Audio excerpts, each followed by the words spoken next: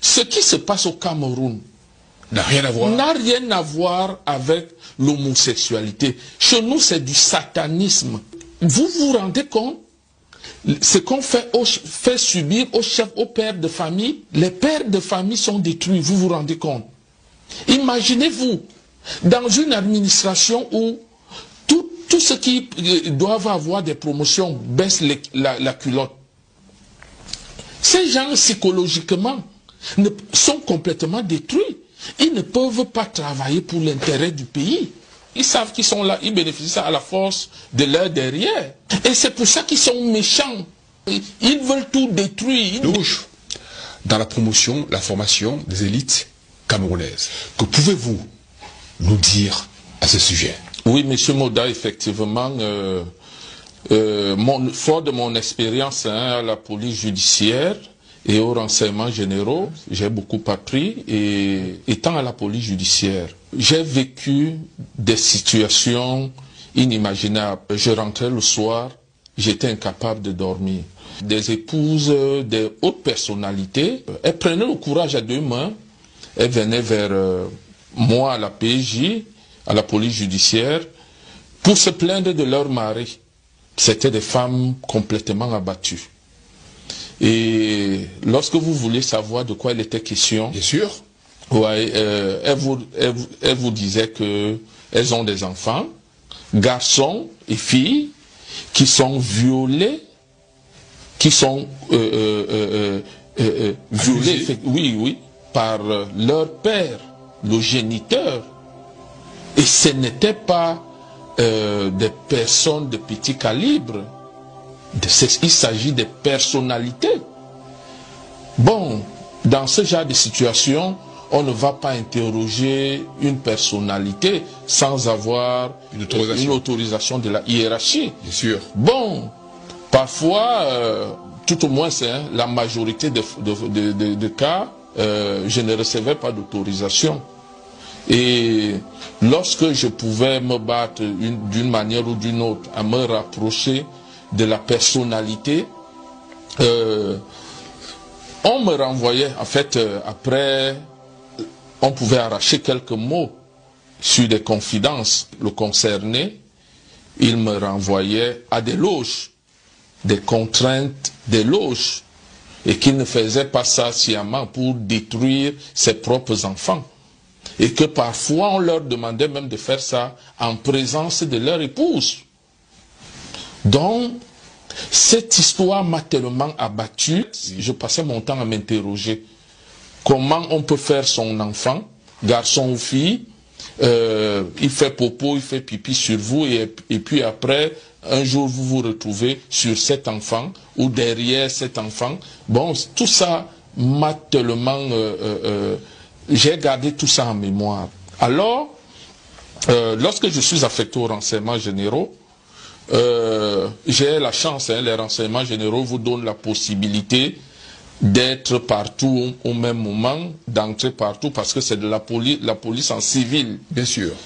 Et j'ai constaté qu'il y avait une bataille terrible en haut lieu, c'est-à-dire au niveau des décideurs du Cameroun.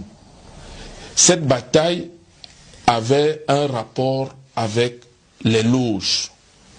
Ça veut dire que ce que les gens ne savent pas, c'est que tout gouvernement que Paul Biya fait, il se réfère toujours aux grands maîtres des loges camerounaises, parce qu'il y en a plusieurs. Et chaque loge lui propose les membres du gouvernement, en fait, leurs représentants. C'est d'ailleurs pour cela que le procès de Paul Biya sur la gestion du Cameroun, c'est aussi le procès des loges. Je me suis rendu compte que les loges étaient des obstacles à l'évolution du Cameroun. Alors, face à une telle catastrophe, je me suis dit, avec tout au moins une administration comme celle-ci, avec un gouvernement comme celle-ci, même si nous faisons 100 ans, nous ne pourrons jamais nous développer. Est-ce à dire que le conflit présent aujourd'hui au niveau de la Fédération de football camerounaise et du ministère, cette opposition de haute instruction, est-ce une illustration? Effectivement. Hein? C'est chaque loge qui reçoit ses instructions ailleurs. C'est d'ailleurs pourquoi, M. Moda, quand j'arrive en France, je suis très affecté par ce qui se passe dans notre pays. Je me dis, si nous ne faisons rien, ce pays est fichu. Et je veux comprendre ce qui se passe. Ce que j'avais comme expérience à la police judiciaire, avec ces femmes qui se battaient, elles voulaient la justice contre leur mari, mais les procédures n'allaient nulle part. À peine on initiait les procédures qu'elles étaient mises de côté. De l'autre côté, aux renseignements généraux, la bataille des loges. Alors, je me suis dit, c'est l'occasion, je suis en France. Il faut trouver les raisons de ce qui est en train de se passer dans mon pays. Il faut faire les recherches. Une fois en France, je me suis inscrit à l'université. Parce que l'université me permettait d'avoir accès aux archives. Très bien. Je me suis inscrit à l'université en Master 2, études politiques européennes et internationales, à l'université Paris-Esmal-la-Vallée. C'était en 2010-2011, année 2010-2011. Et le sujet, ça va vous surprendre, le sujet de mon mémoire de recherche, c'était l'échec du système de formation occidentale de l'élite politique africaine. Illustration faite sur le Cameroun. Ça, c'est ce mémoire, M. Moda.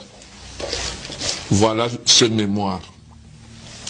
Parce que je connaissais, quand je parle du Cameroun, je connaissais les maux dont souffre notre pays. Et je savais que si ces maux ne sont pas réglés, ce pays n'ira nulle part. Et c'est comme ça qu'une fois inscrit, comme Dieu ne fait jamais quelque chose à moitié, M. Moda, il n'y a qu'une seule enseignante spécialisée dans mon domaine qui doit m'accompagner.